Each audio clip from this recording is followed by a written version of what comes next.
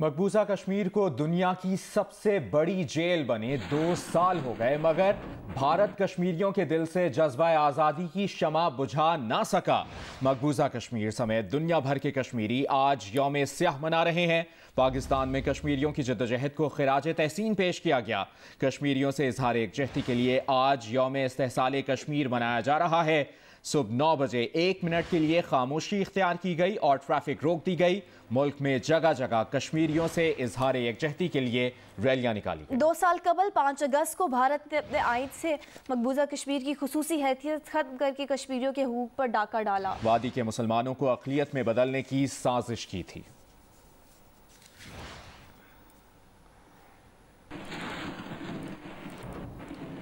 वज़ीर-ए-आज़म इमरान खान ने कहा है कि भारत की जानिब से गैर कानूनी ज़ेर तसल्लुत जम्मू कश्मीर में 5 अगस्त 2019 के गैर कानूनी और यकतरफा इक़दामात को 2 साल हो गए हैं। इन इक़दामात के बाद भारत ने मकबूजा इलाके में अपने गैर कानूनी तसल्लुत को बरकरार रखने के लिए गैर मामूली फ़ौजी मुहासरे के साथ साथ कश्मीरी अवाम के बुनियादी हुकूक और आज़ादियों पर पाबंदियाँ आयद की। वज़ीर-ए-आज़म इमरान खान ने यौम इस्तेहसाल पर पैगाम में कहा कि 5 अगस्त 2019 को भारत के गैर कानूनी और तरफा इक़दामात का मकसद गैर कानूनी ज़ेर तसल्लुत जम्मू कश्मीर के जोग्राफियाई ढांचे को तब्दील करना और कश्मीरियों को उनकी अपनी ही सरजमीन पर अक़लियत में बदलना है। ये इक़दामात अक़वाम मुत्तहिदा मंशूर अक़वाम मुत्तहिदा सलामती काउंसिल की करारदादों और चौथे जेनेवा कन्वेंशन समेत बैनुल अक़वामी कानून की सरीहन खिलाफ वर्जी हैं।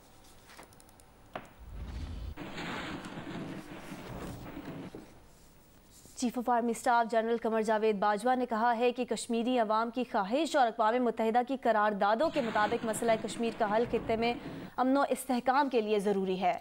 उन्होंने कहा कि मकबूजा कश्मीर में इंसानी हुकूक की खिलाफ वर्जियाँ बहरान पैदा कर रही हैं। DGISPR के मुताबिक आर्मी चीफ का कहना है कि मकबूजा कश्मीर में सलामती बहरान इलाकाई अमन के लिए ख़तरा है। कश्मीरियों की उमंगों के तहत तनाज़ात तय किए बगैर अमन मुमकिन नहीं। मकबूजा कश्मीर में बदतरीन रियासती जबर जारी है। फ़ौजी मुहासरा, डेमोग्राफिक तब्दीली और इंसानी हुकूक की खिलाफ वर्जियाँ सिक्योरिटी बहरान पैदा कर रही हैं।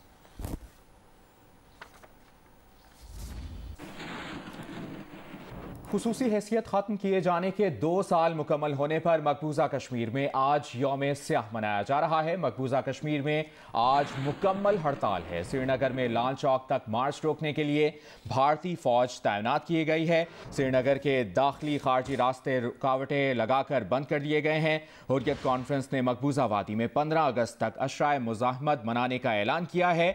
हुर्रियत रहनुमा सैयद अली गिलानी का कहना है कि हड़ताल करने पर भारतीय पुलिस ने संगीन नताइज की धमकी दी है, जो काबिज भारतीय पुलिस का नया हथकंडा है। 14 अगस्त को पाकिस्तान के यौम आज़ादी पर मुल्क की तरक्की खुशहाली के लिए खुसूसी दुआया तकारीब मुनक़िद की जाएंगी।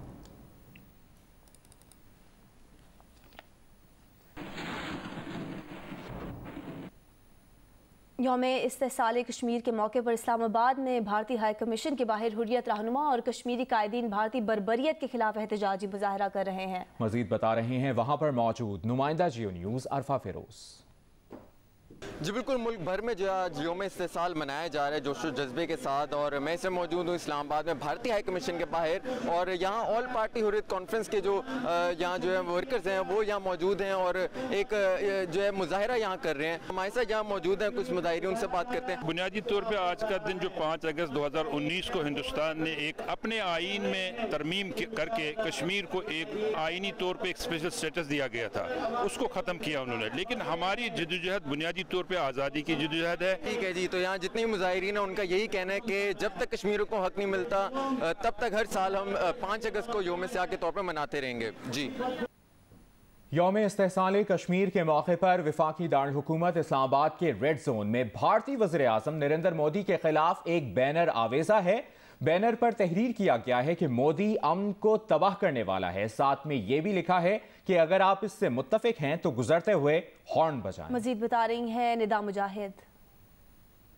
यौम इस्तेहसाल कश्मीर के मौके पर इस्लामाबाद के रेड जोन में ये बैनर आवेजा है। इस बैनर पर लिखा है कि भारतीय वज़ीर-ए-आज़म नरेंद्र मोदी अमन के तबाह करने वालों में से है। साथ में ये भी लिखा है कि अगर आप मुत्तफिक हैं तो हॉर्न बजाएं। यहाँ पर एक शहरी मौजूद है, हम इनसे पूछते हैं कि क्या वो इस बात से मुत्तफिक हैं। जी बिल्कुल, जो बैनर पर लिखा मैं उस बात से मुत्तफिक, और कश्मीरियों से यकजहती के लिए हमारा हर मुसलमान भाई का एक फ़र्ज़ है कि जितना हो सके हम इस बात को हाईलाइट करें और ये इसी काबिल के इसे रुसवा किए।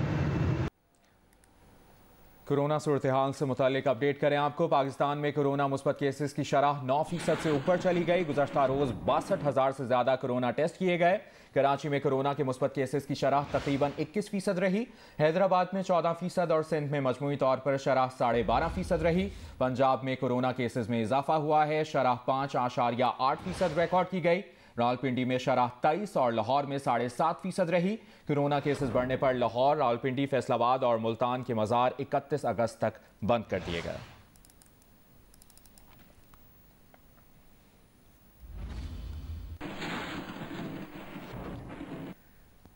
कराची में कोरोना की वैक्सीन साइनोफार्म, साइनोवैक और एस्ट्राजेनेका नायाब हो गई हैं। एक्सपो सेंटर, ओजा अस्पताल, सिंध गवर्नमेंट चिल्ड्रन अस्पताल समेत कई सेंटर्स पर वैक्सीन मौजूद नहीं है। मजीद बता रहे हैं नुमाइंदा जियो न्यूज़ खाबर खान।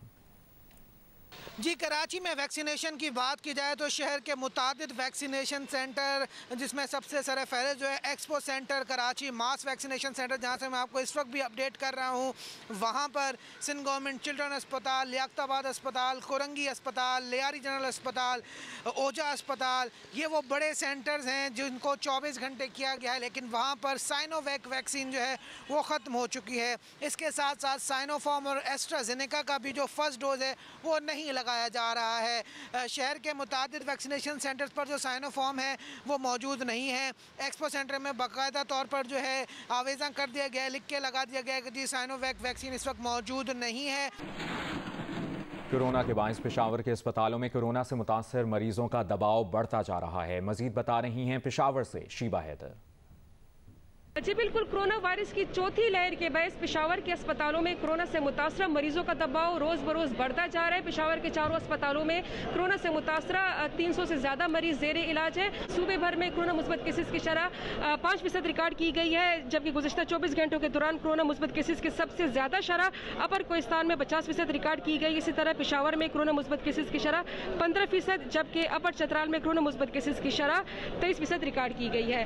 दूसरी जानिब पेशावर समेत सूबे भर के अस्पतालों में कोरोना वैक्सीनेशन का सिलसिला भी जारी है। शहरी अस्पतालों का रुख कर रहे हैं और अपनी कोरोना वैक्सीनेशन करवा रहे हैं।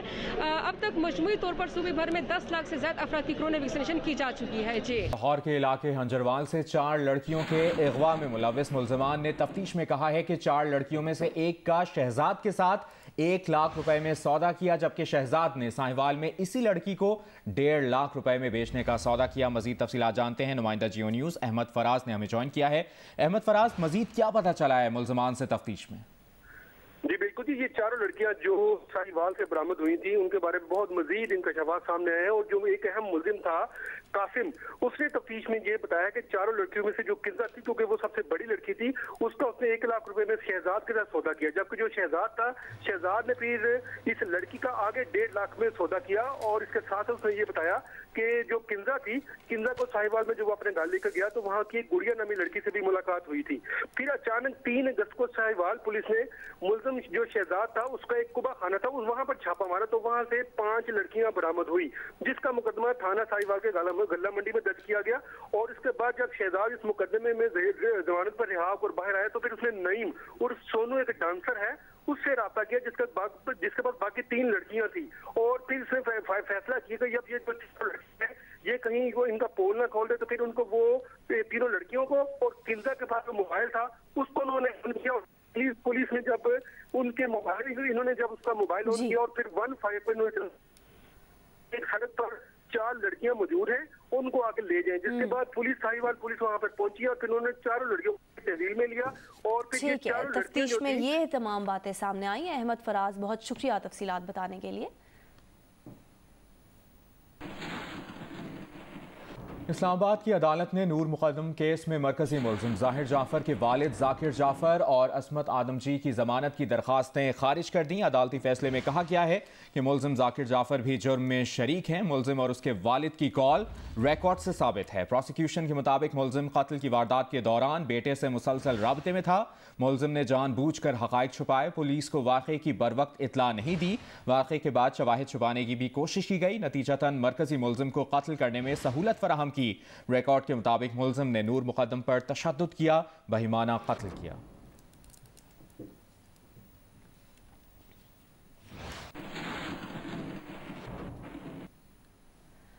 बन्नू के असिस्टेंट कमिश्नर उस्मान अशरफ ने अपने वलीमे में गरीब और नादार बच्चों को दावत देकर मिसाल कायम कर दी। वलीमे की तकरीब गुजरात में मुनक्किद हुई, जिसमें उस्मान अशरफ और उनकी अहलिया नताशा रिजवान ने बच्चों को तहाइफ भी दिए। मजीद बता रहे हैं जियो न्यूज़ के नुमाइंदे मंजूरुद्दीन।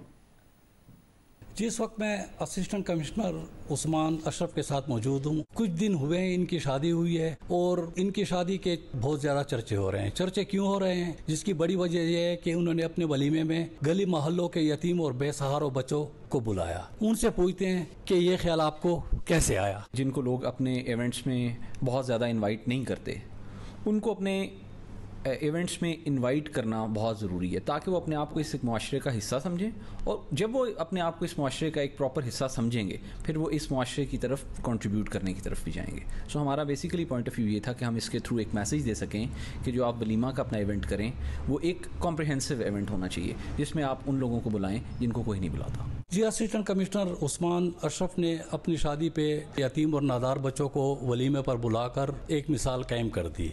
हुकूमत वक्त की भी जिम्मेदारी है कि वो भी यतीम और नादार बच्चों के लिए तालीम और तरबियत का इंतज़ाम करें, ताकि कल को ये बच्चे भी अपने पाँव पे खड़े होकर एक अच्छे शहरी होने का सबूत दे सकें।